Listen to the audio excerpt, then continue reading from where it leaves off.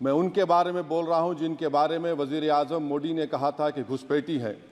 मैं उन बेटियों और माओं के बारे में कह रहा हूं जिनके बारे में मोदी ने कहा कि ज़्यादा बच्चे पैदा करते।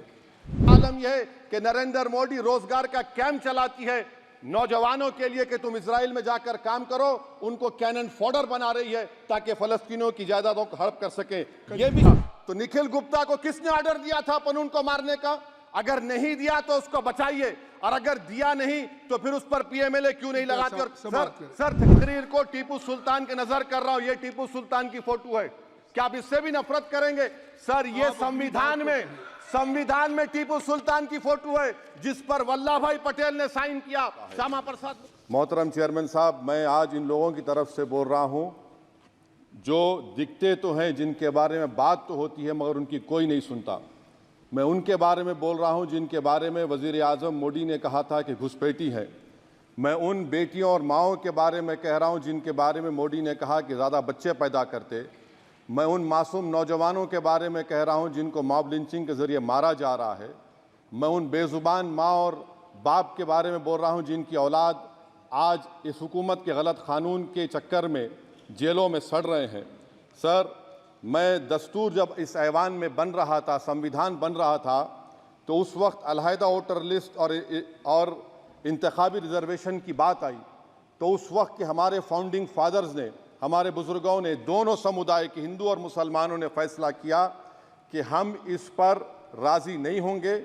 बल्कि उन्होंने क्या कहा था हमारे फाउंडिंग फादर्स ने? उन्होंने मुखालिफत की थी अलहदा वोटर लिस्ट की और इंतखाबी रिजर्वेशन की। उन्होंने कहा था, I quote sir, it is the duty of majority community to ensure that minorities are elected in the representative numbers। BJP मुसलमानों की नफरत पर जीतती है और मुसलमानों के नाम निहाद मसीहा मुसलमानों के 90% ज़्यादा वोट हासिल करते हैं, मगर फिर भी इस ऐवान के दरवाजे नहीं खुलते मुसलमानों के लिए, और सिर्फ 4% मुसलमान जीत कर आते हैं।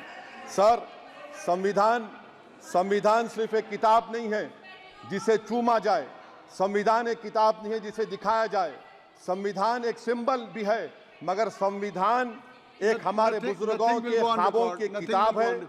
हमारे जमहूरियत को हमारे बुजुर्गों ने इस तरह समझा, हमारे फाउंडिंग फादर्स ने इस तरह जमहूरियत को समझा कि इसमें हर समुदाय और मजहब और समाज के मानने वाले लोगों की राय को शामिल किया जाएगा इस मुल्क को चलाने के लिए, मगर इस ऐवान में सिर्फ 4% मुसलमान जीत कर आते हैं। मैं संविधान से जो मोहब्बत के दावे करते हैं उनसे कहूँगा कि कभी उठाकर पढ़ो कॉन्स्टिट्यूएंट असेंबली डिबेट्स में कि नेहरू ने, HC मुखर्जी ने, सरदार हुकुम सिंह ने माइनॉरिटीज़ के बारे में क्या कहा था। सर, वतन अजीज़ का मुस्तकबिल कैसा होगा जब बीजेपी मुझे गायब करना चाहती है और दीगर हिज़्ब इख्तिलाफ की पार्टियाँ के लिए मेरा वजूद सिर्फ वोट डालना और अपनी खबर में जाकर सो जाना है। इसीलिए आप देखते हैं कि समाजी इंसाफ है सर कि 4% मुसलमान जीत कर आते हैं। सर, इस ऐवान में OBC समाज के MP अब अपर कास्ट के MP के बराबर हो चुके हैं।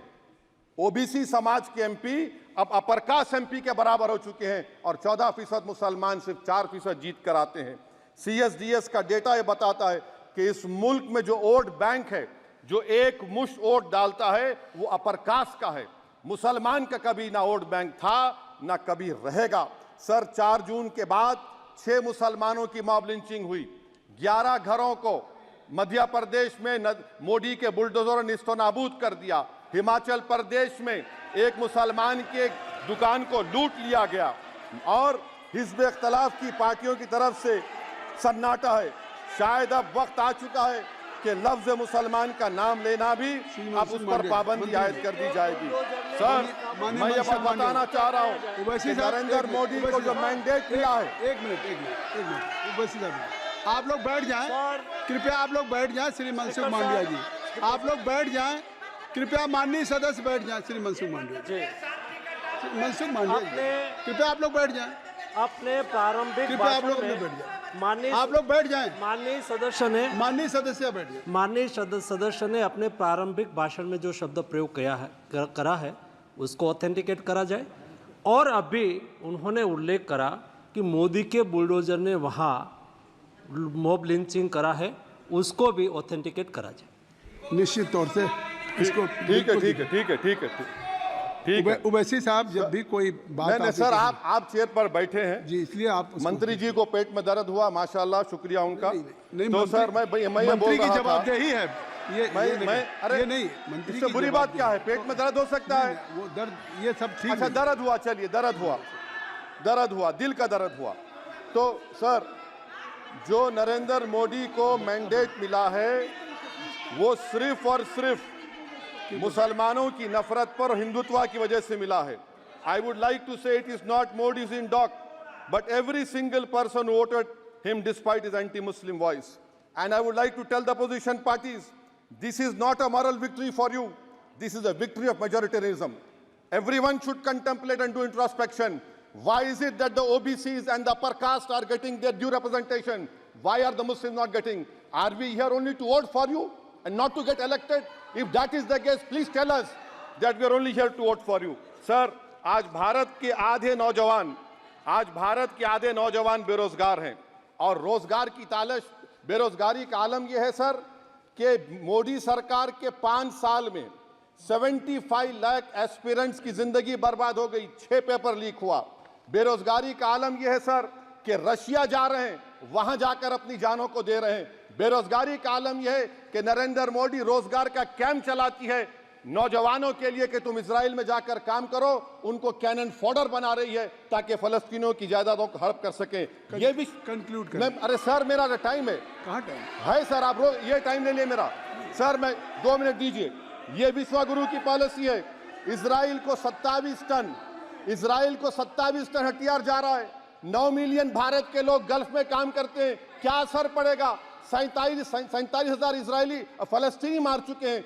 क्या है हमारी पॉलिसी सर? क्यों हथियार दे रहे हैं? सर नस्लकशी हो रही है। सदर जमहूरिया के खुतबे में राष्ट्रपति के सर मैं उसी पे बोल रहा हूं सर, उसमें लिखा हुआ है फॉरेन पॉलिसी के ऊपर, आप पैराग्राफ नंबर 25 देख लीजिए। सदर जमहूरिया में सैचुरेशन अप्रोच है।